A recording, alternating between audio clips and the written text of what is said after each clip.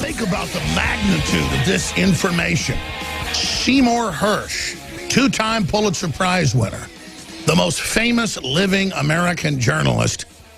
He's the most famous journalist in the last 100 years, totally documented, coming out in a new report saying he talked to high-level U.S. government officials, ambassadors, you name it. They were watching Seth Rich. They were trying to get into the DNC systems. The DNC hadn't let them in. They knew it was being penetrated. They were watching Seth Rich trying to sell the data to WikiLeaks.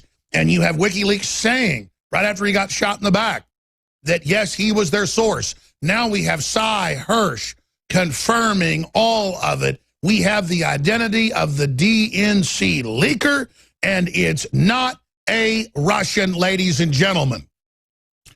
First off, out of the gates, two-time Pulitzer Prize-winning journalist Seymour Hersh has already written months ago that he talked to U.S. intelligence and a top British ambassador who have actually met with high-level U.S. intelligence officers as well that have confirmed that Seth Rich was the leaker to WikiLeaks.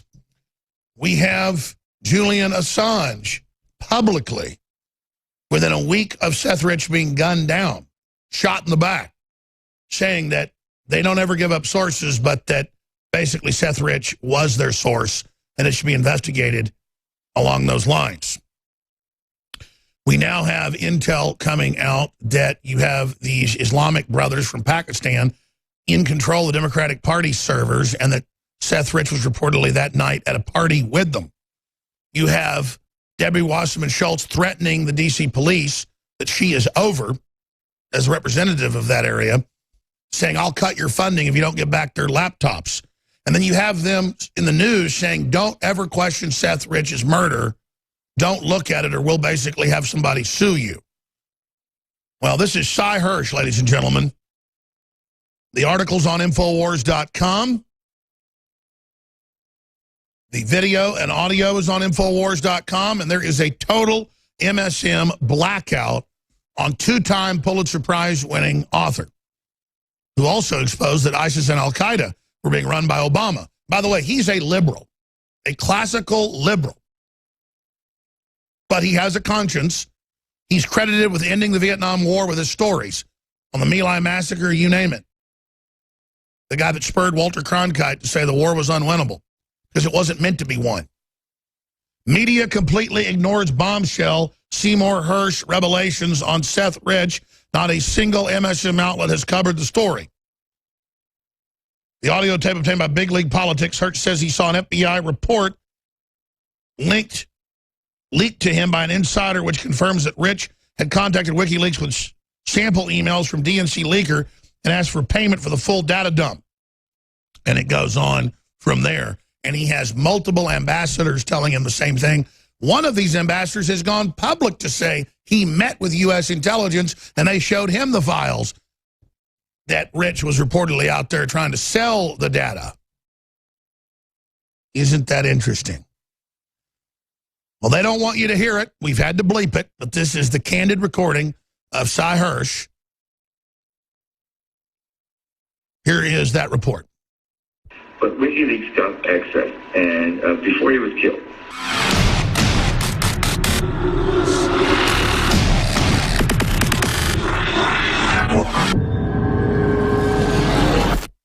About the kid, I'll tell you what I know. What I know comes off an FBI report. Don't ask me how you can figure out. I've been around long enough. The kid gets, I don't think he was murdered. I don't think he was murdered because of what he knew. The kid's a nice boy, 27. He was not an IT expert, but he learned stuff. He was a data programmer, but he learned stuff. And so he's living on one street somewhere. He's living in a very rough neighborhood. And in the exact area where he'd been, there's been about 10, I'm sure you know this, there's been about 8 or 9 or 10 violent robberies, most of them with somebody brandishing a gun. And the kid's hands, I'm telling you, but I'm sure you know, his hands were marked up. The cops concluded he fought off the people, tried to run, and they shot him twice in the back with a .22, small caliber. And then the kids that did it ran. They got scared, didn't take his wallet. Okay, so what the cops do then, and here's what nobody knows, what I'm telling you. Maybe you know something about it. when you have a death like that, DC cops, if you're dead, you generally don't just go. You have to find out what's going on. You have to get to the kid's apartment and see what you can find. If he's dead, you don't need a warrant, but most cops get a warrant because they don't know if the guy has a roommate. You need a warrant, so they get a warrant. I'm just telling you, there is such a thing. They go in the house and they can't do much with his computer. It's password. The cops don't know much about it. So the DC cops, they have a cyber unit in DC, and they're more sophisticated. They come and look at it. The idea is maybe he's had a series of exchanges with somebody who says, I'm going to kill you over a girl, and they can't get in. The cyber guys do a little better, but they can't make sense of it. So they call the FBI cyber unit. The DC unit, the Washington field office, is a hot unit. The guy running the Washington field office, he's like a 3-star at an army base. He's already looking for 4. You know what I mean? He's going to go with a top job. There's a cyber unit there that's excellent. What you get in a warrant, the public information you get in a warrant doesn't include. It does not include the affidavit underlying why you're going in, what the reasons are. That's almost never available on. I can tell you that. The existence of a warrant is a public document 99% of the time. So on the same warrant, they call in the Fed. The Feds get through, and here's what they find. This is according to the FBI report. What they find is he makes first of all, you have to know some basic facts. One of the basic facts is there's no DNC or Podesta email that exists beyond May 22nd, May 21st, 22nd. It's the last email from either one of those groups. And so what the report says that sometime in late spring, we're talking about June, summer's in June 21st. Late spring would be after, I presume, I don't know. I just say it says late spring, early summer. He makes contact with WikiLeaks. That's in his computer, and he makes contact. Now, I have to be careful because I met Julian and Julian 10, 12 years. I say the away from people like that. And he's invited me, and when I'm in London, I always get a message, come see me as the Ecuadorian ambassador, and there's a way I'm going there. I got enough trouble without getting photographed by every day. He's under total surveillance by everybody. But anyway, they found what he had done. He had submitted a series of documents, of emails, some juicy emails from the DNC. And, by the way, all this about the DNC, whether hacked or wasn't hacked, but whatever happened, the Democrats themselves wrote this. You know what I mean? All I know is that he offered a sample, an extensive sample, I'm sure dozens of emails, and said, I want money. That later, WikiLeaks did get the password. He had a Dropbox, a protected Dropbox, which isn't hard to do. I mean, you don't have to be a wizard, IT wizard. He was certainly, he's not a dumb kid. They got access to the Dropbox. He also, and this is also in the FBI report, he also let people know with whom he was dealing. And I don't know how he dealt. I'll tell you about WikiLeaks in a second. I don't know how he dealt with the WikiLeaks and the mechanism. But he also, the word was passed according to the FBI report. I also shared this box with a couple of friends. So if anything happens to me, it's not going to solve your problem. Okay? I don't know what that means. I don't know whether he was, anyway. But WikiLeaks got access, and before he was killed, I can tell you right now, Brennan's I've known all these people for years. Clapper's sort of a better guy, but not rocket scientist. The NSA guy is a moron.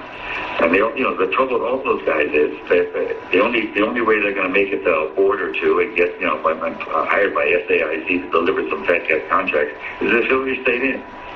With Trump, they're gone. They're done. They're going to live on their pension. They're not going to make it. And I got to tell you, guys in that job, they don't want to live on their pension. They want to be on board like they're make $600,000 for going to 4 visits. I have somebody on the inside. I've been around a long time and I read a lot of stuff. I have somebody on the inside who will go and read a file for me. This person is unbelievably accurate and careful. He's a very high-level guy. He'll do a favor. You're just going to have to trust me. I have what they call it in my business, long-form journalism. I have a narrative of how that whole thing began. It's a Brennan operation. It was an American disinformation, and the president. At one point when they even started telling the press, they were backbriefing the press. The head of the NSA was going and telling the press, Rogers, was telling the press that we even know who in the GRU, the Russian Military Intelligence Service, leaked it. I mean, all bull. They were telling these two. I worked at the New York Times for years, and some of the New York Times that they have smart guys, but they're totally beholden on sources. If the president or the head of the CIA tells them something, they actually believe it. I was hired at the Times to write about it, to go after the war, in the Vietnam War in '72, because they were just locked in. So that's what the Times is. These guys run the Times. And Trump's not wrong. I mean, I wish he would calm down and had a better press secretary. You have to be so. Trump's not wrong to think they all lied about him. There's Seymour Hersh, the greatest living journalist, and he likes Trump, just like the Pauls like Trump. Any real intellectual, like Julian Assange, likes Trump. Anybody who's smart, anybody who has the facts, cannot believe how good he is. He's so real, though, he's wild. It's true. I mean, he is the president of the United States, and he is on the deck, and he is in charge. And the elite are scared because they don't know what he's going to do to them because they're such criminals. We'll be back.